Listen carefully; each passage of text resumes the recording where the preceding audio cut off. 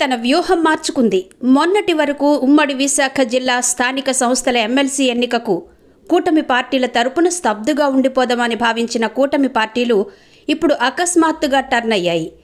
తమ తరపున బైరా దిలీప్ చక్రవర్తి పేరును ఖరారు చేసింది. నేడో రేపో అధికారిక ప్రకటన కూడా వెలువడనుంది.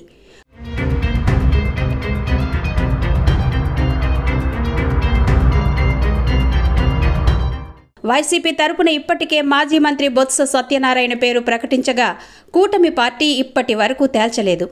బొత్స సీనియర్ కావడం, వైసీపీకే అధికంగా ఓట్లు ఉండడంతో ఈ ఎన్నికల్లో ఎవరినీ పోటీకి దించకూడదని కూటమి భావించింది. అయితే నేతల పునరాలోచన కారణంగా బైరా పేరు పరిశీలించినట్టు తెలుస్తోంది. గుంటూరు జిల్లాకు చెందిన బైరా కాపు సామాజిక వర్గానికి చెందినవారు. కొన్నాళ్లు విదేశాలకు వెళ్లి వచ్చారు. గతంలో కొన్నాళ్లు జనసేన పార్టీకి పనిచేశారు.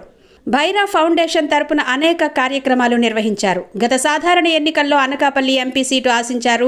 అక్కడే అద్దెకు కార్యాలయం తీసుకుని నెలల కొద్దీ టీడీపీ బలోపేతానికి కృషి చేశారు.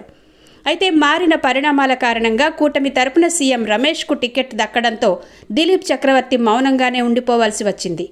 అదే ఇప్పుడు ఆయనకు ఎమ్మెల్సీ సీటుకు అవకాశం కల్పించింది అంటున్నారు. అంతేకాకుండా ఆర్థికంగానూ ఆయన స్థిరపడ్డారు.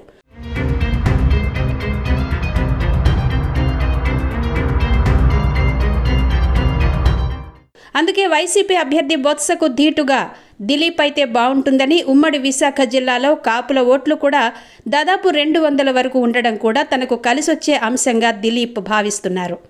ఇదే విషయాన్ని టీడీపీ నేతలు తెలుగుదేశం పార్టీ అధినేత సీఎం చంద్రబాబుకు కూడా నివేదించడంతో బైరా పేరే ఖరారైనట్టు సమాచారం.